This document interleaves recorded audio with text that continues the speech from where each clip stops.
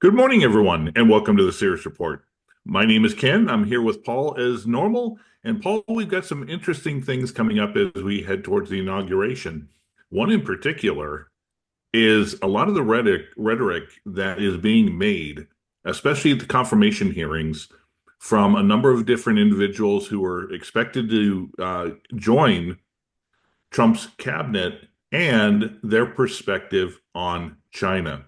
Paul, as always, I want to thank you for being a part of this discussion. And the two people we want to talk about that really stand out, of course, are Marco Rubio, the Secretary of State candidate, and Scott Bessent, who is going to be in charge of the Treasury. Yeah, well, obviously, thank you for joining as well, Ken. It's great when we get together. Yeah, we thought this was interesting because there's no doubt whereas the Biden administration was all about Russia, there's likely to be significant change of emphasis towards China. To what degree this actually unfolds remains to be seen. And after we've discussed this, we'll then talk about the conversation Xi and Trump recently had. But I think the first point to start with this in a broader sense, and this has been the case with the United States for a number of years, arguably even during the Trump administration, is for all the rhetoric about China's economy is collapsing, China's demographic issues, China this, China that, and we've heard it for years on end that China's, on the verge of collapse. It's the Three Gorges Dam's going to break, et cetera, et cetera. And of course, none of these things happen. And the real reason they're doing this and making these statements is not because it's true, but they want to believe it's true. So it's a coping mechanism. Why? Because they're seeing the rise of China. Privately in the United States, they know China is a significant power now in the world. And it's also technologically becoming very powerful, militarily, as we've spoken about recently, also.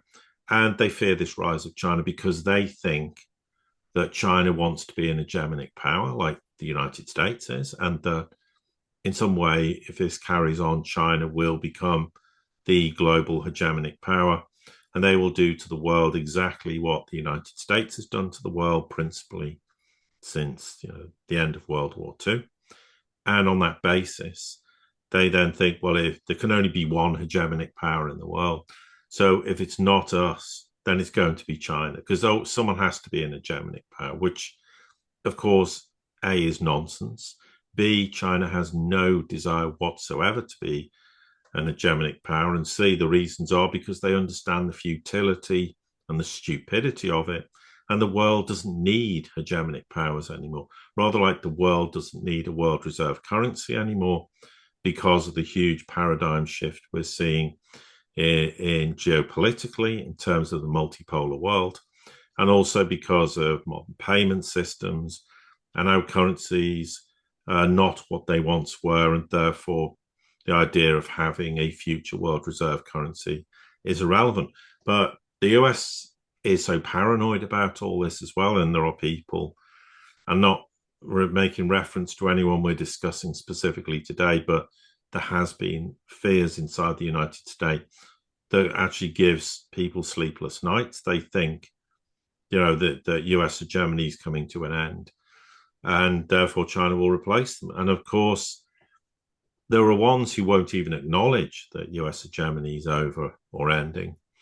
But the ones that don't understand that there won't be an hegemonic power in the future, and they don't need to stop worrying so much, stop trying to fight the inevitable end of US hegemony, and realize they need to become, as we've said too many times, a great nation amongst equals. So I thought, before we get into comments made by Bessent and Rubio, to make that broader point, because I think it's very important for people to understand that's the reality that underpins all these statements. And what people say, of course, publicly, because they have to still sound tough. So it's like, well, we're still the hegemonic power and we'll stick it to China.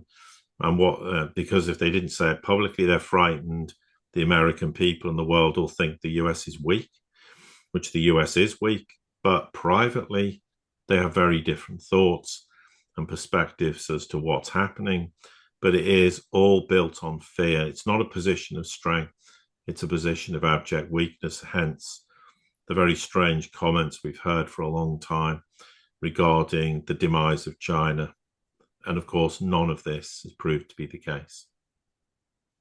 Yeah, it's kind of fascinating that the really what this whole thing it shows is that the West as a whole, and we're talking going to the German defense minister when she went and just fell to the narrative about human rights, and the ambassador to China under the Biden administration, he keeps saying, "Oh, China's this and China with the human rights." He's lived there for 3 to 4 years. He knows that it's not a thing at all, and yet he still pushes it right in the face of the nation and the government that he's supposed to be a partner to.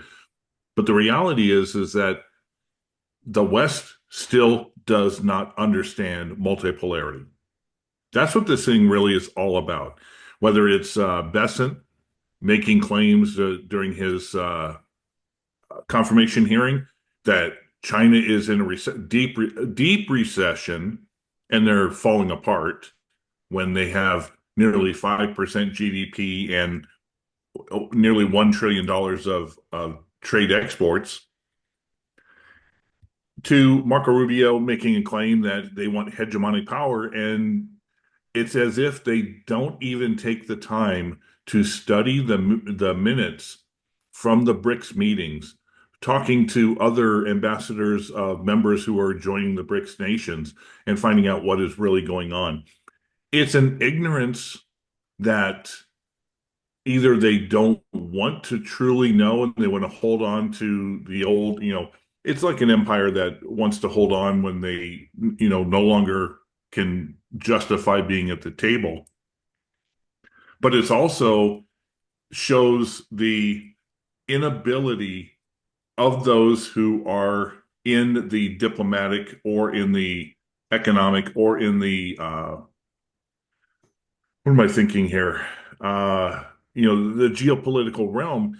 They really don't have an understanding of what the reality is when it comes to the multipolar world living under the old unipolar system. And because of that, every move that they make has already been trumped, or it's not going to have an effect at all on Russia, India, China, Iran, etc. We see this by the sanctions that have been imposed on both Iran and Russia over the past 5 to 10 years.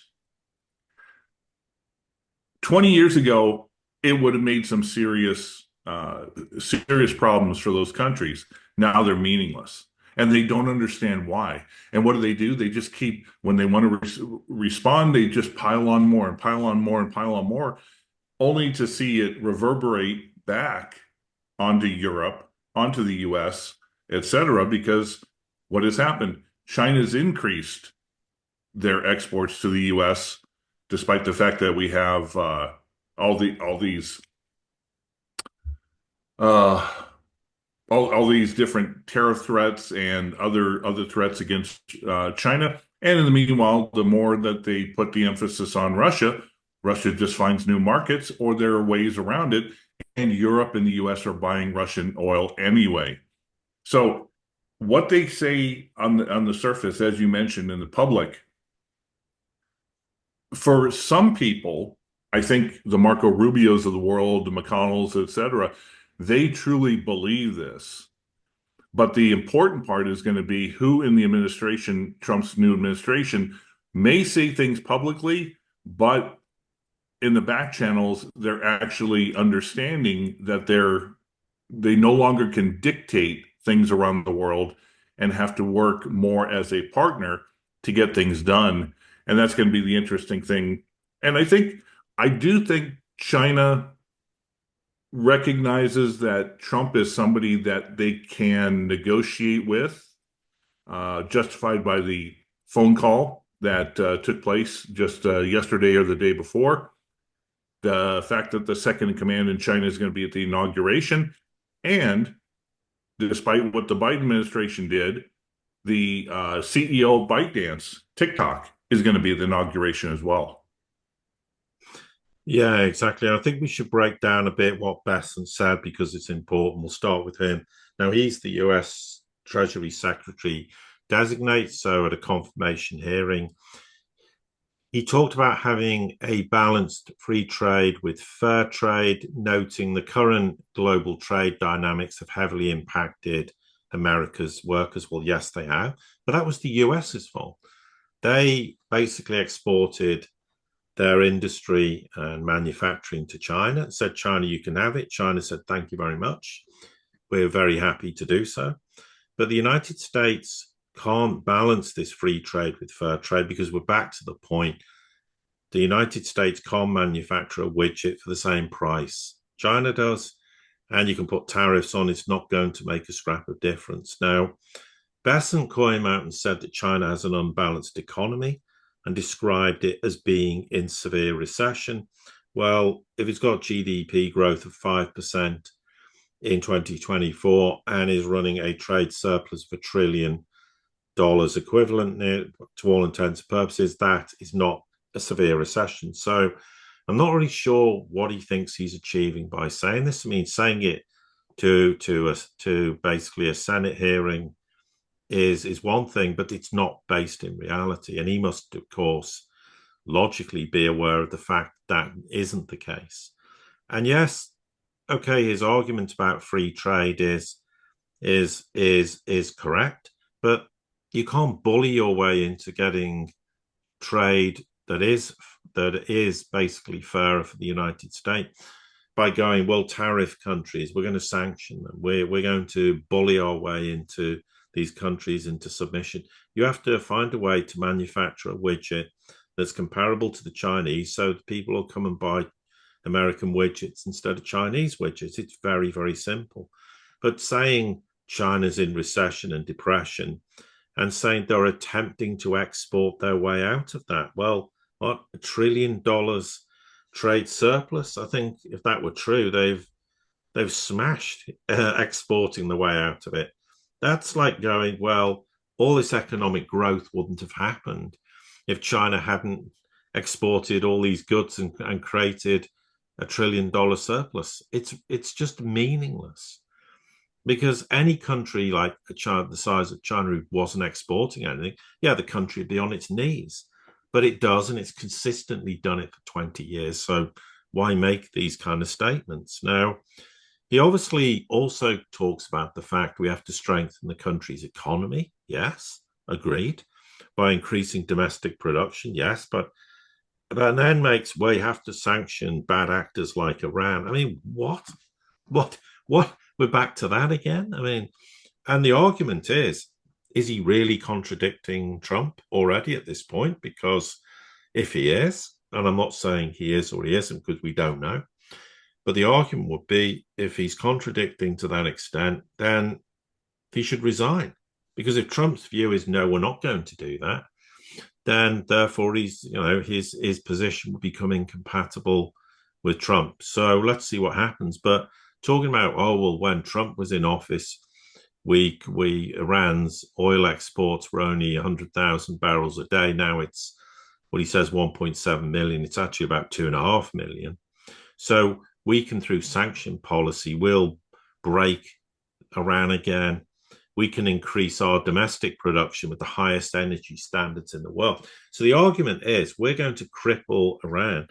And what Iran doesn't export to the world, we'll do it instead because we can hugely increase our energy production. Well, the United States can't do that because it's now basically, I think, reached a peak in terms of its oil production and gas production. It remains to be seen.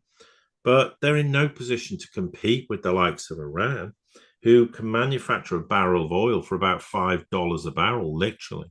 So this, again, is one of these statements going, this is the same statement of, look, we're the strongest, we're the best, we have the highest energy standards in the world, we're going to produce the most oil, we're going to sanction the rest of the world. This is just the same statements we've heard whether it's the Biden administration, the Trump administration before that, the Obama administration. Now, Trump's obviously wants Besson in place. He said he's a champion of mainstream America and American industry, and that he's going to work for Trump's policies to drive American competitiveness, stop all this unfair trade imbalances, and create an economy that places growth at the forefront. Well, it's all well and good saying that, but if you're going to do that equitably, then then fine. But if you think you're going to impose the kind of measures on the rest of the world, it's not going to work. The world will turn its back on the United States, and they'll still get cheap Iranian oil, whether the United States tries to sanction them or not. And to then also go on and criticize China and say, it puts its military first. I mean, seriously? It says the United States, whose annual budget's like $900 billion spent on the military, and we're trying to, and then going authorities are trying to export cheap goods to the rest of the world. Well, that's what China's done for 20 years. They're not less so now because they're rotating their economy. But, it does sound rather ridiculous to talk about this in the context of a trade surplus that grew 21% from the previous year. And yes, he's right in one sense. China had agreed to make agricultural purchases from the US and just ignored them, and instead getting soybeans from the United States went to Brazil.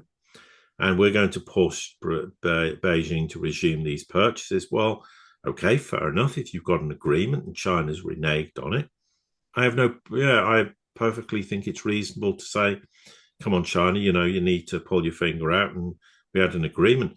But it's going to go, oh, yes, of course, we'll agree while you're trying to sanction us and tariff us out what you think into oblivion, which failed. During the first Trump administration, it failed.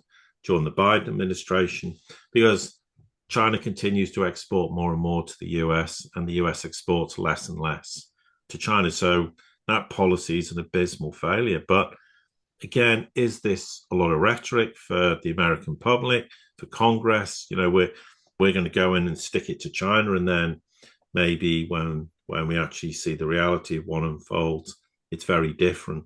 But these kind of statements, China's listening to them, and they're not going to react very well to this. Okay, and we'll come on after talking about Rubio, about what Xi and Trump spoke about. But this, again, is just a big problem that the United States needs to address and start changing its attitude very, very rapidly. One of the things that I think really isn't addressed at the upper levels is the fact that as long as the U.S.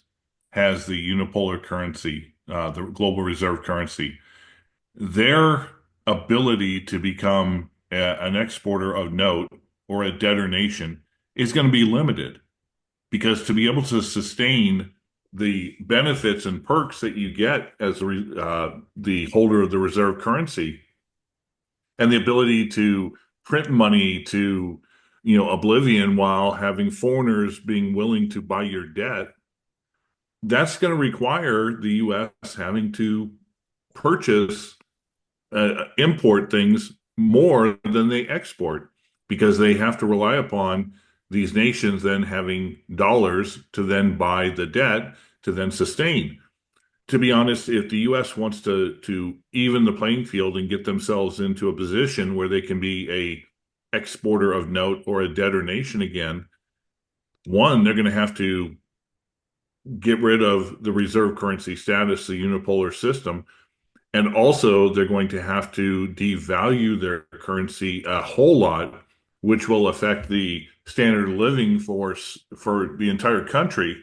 And people are going to have to be able to rely upon earning less while improving productivity, because right now, as well as I do, if you're going to export something, and LNG is a great example. Russia can do it cheaper. Iran, Qatar can do it cheaper, but the U.S. is forcing it because it can't do it cheaper, and it's got to use the stick to force nations to buy their products. Nations don't want to buy overvalued products when they can get it cheaper elsewhere. And it's the same thing with China. China would probably be more than happy to purchase more products from the United States or even Europe. But the matter is that they can now they're finding they can do it better, do it cheaper, and why would you buy products that nobody's going to buy because they can get them domestically for a better price? Yeah, absolutely. So let's go on to Rubio. Rubio's obviously expected to secure confirmation, no problem. Now, his comments about China were interesting because, again, this is for me projecting fear from Washington's perspective, because he talked about China being this potent and dangerous near peer adversary. Notice near peer, not a peer, because remember, we're better than China, that the United States, of course, has ever faced, and said, if we stay on the current road we are, in less than 10 years, virtually everything that matters to us in life will depend on whether China will allow us to have it or not. He said everything, meaning blood pressure medicine to what films we can go to watch. I mean, that's the statement of someone who is trying to say they're a near peer, but actually in a matter of years, we're going to be completely dependent on them. I mean, the contradiction in that statement is self-explanatory, but that again is the fear. And of course, it's one thing talking about wanting to have an adult, mature relationship with China, but then he goes, we need to ramp up defenses of Taiwan to prevent a cataclysmic military intervention.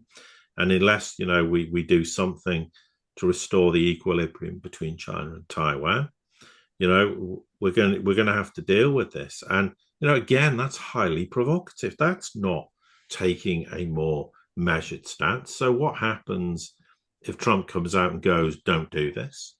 Again, this is contradictory. And does this place Rubio in kind of at loggerheads in principle with Trump, or is he just saying what Trump really thinks? We don't know at this point.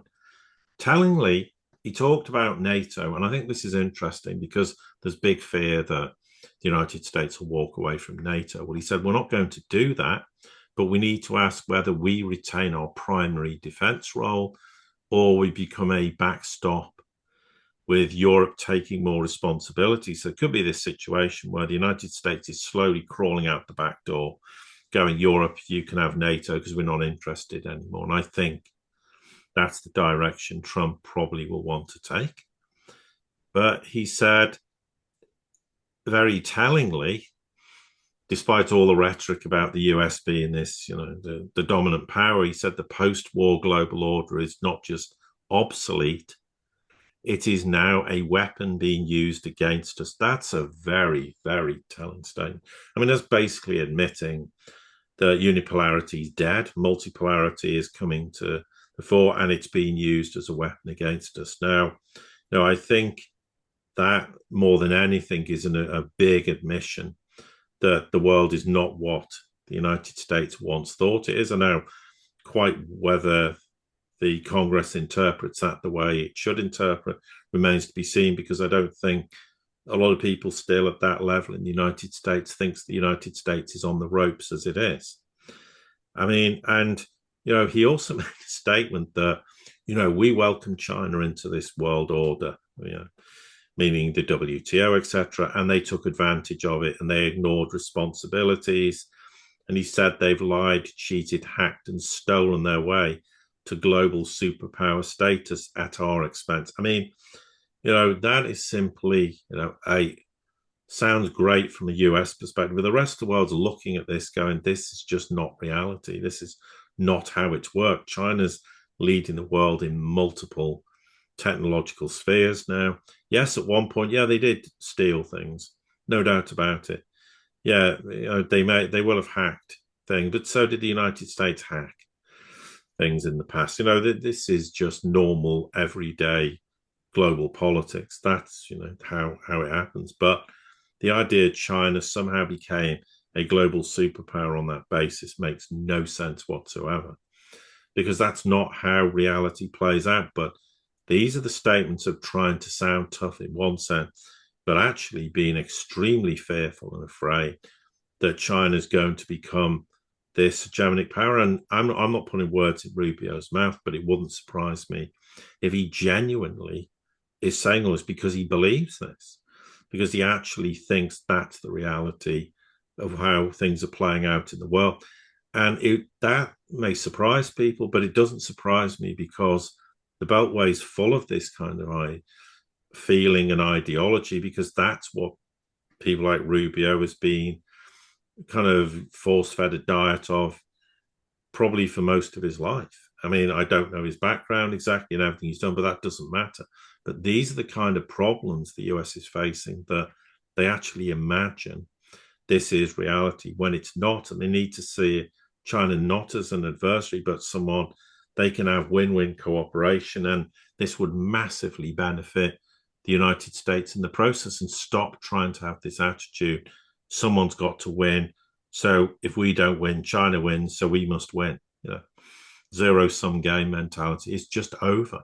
And if you think the post-war global orders are now obsolete, well, there's your answer. You actually know it's over, so stop trying to behave like it's still actually viable and a reality. In many ways, the United States is trying to do to China what they did to Japan in the 1980s. While the U.S. was dealing with its massive stagflation, trying to get out of it, Japan rose and in many ways, was buying property, infrastructure, companies, businesses. They were taking over the United States. There was even a movie that came out, Gung Ho, about, the Chinese moving in and to the vaunted U.S. automobile manufacturing industry. And then, of course, the U.S. had to beat them down, and they could do that because Japan was a vassal state still of the United States. Well, guess what? China is not.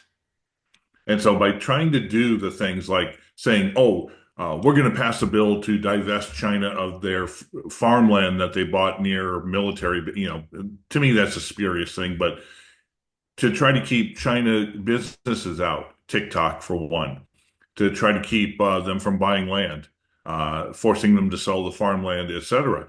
Well, there's a universal axiom that says the borrower is the slave to the lender.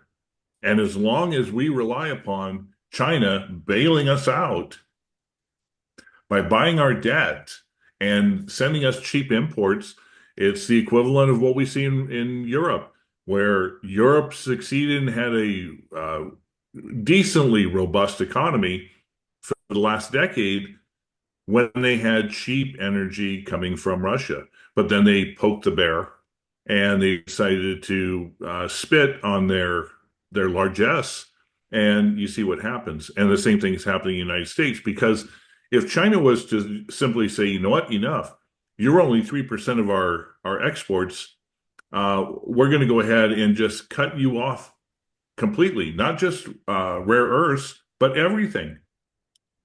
What could you would see shortages in the U.S. that make right now the egg shortage because of the bird flu, the egg shortage, look like Armageddon. And people don't understand this. And the same thing with the government. I think, honestly, we're seeing two different sides of the picture. We're seeing the Rubios who come from the neocon Senate saying one thing during confirmation hearing to the Senate. We see another where Trump is trying to cultivate a good relationship with China, while at the same time in the press, making bombastic statements about tariffs and we're going to go after them as a trade war and yada yada. I think behind the scenes, it's what we saw during his first administration. What is said in public is not what was trying to be done in private, and the only real solution then is going to be what happens in the first, not 100 days, but probably the first 2 years of the administration. And I think there's going to be some changes in negotiations because, as you pointed out, the accusations about China cheating at the WTO and this and that, well, the U.S. runs the rules-based order, which means that they can change, their rules anytime they want, which is a manipulation and a cheat to begin with. Yeah, absolutely. So just very briefly, because there's not a lot to say on this, and I think for me that's probably the end of the discussion in context of what we're doing, was Xi talking to Trump on the phone, and Trump said, as usual, we had a very good call, and it's my expectation we can solve many problems together and start immediately. And they discussed trade and TikTok, fentanyl, those kind of the usual things, and we're going to make the world more peaceful and safe. And Xi said he attached great importance to mutual interactions, and he hoped, note, for a good start in China-US relations during Trump's second term. Now, at the end of the day, Trump has to back this up with words. He can't make these with actions. He can't make these statements and then start trying to tariff China into oblivion, increasing arms sales to Taiwan, which is rumored is going to happen, etc., etc., and understands what this means. If you want to solve problems and work together, then you have to have mutual respect for each other. And China is not going to tolerate the United States trying to bully it. So let's wait and see and reserve judgment on this and hope that what Trump says he means. But if he does, and he wants a far better relationship with the Chinese, then he's already going to put himself kind of in contradiction with his prospective cabinet, who many don't agree that that's the way forward. So that will be interesting in of itself. But I think from my perspective, that's probably all I feel I can say on the matter of this phone conversation, because words don't mean very much at the end of the day. It's actions that mean everything.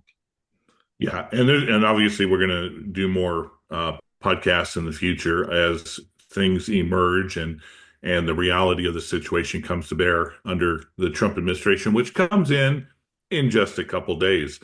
Paul, as always, I want to thank you for being a part of this great discussion and for all of your insight. Yes, and likewise. And to everybody here at the Sirius Report community, thank you for all of your support. Don't forget to like, share, subscribe, comment. Send this out to anybody you think would be important. And until the next time we get together, have a great day.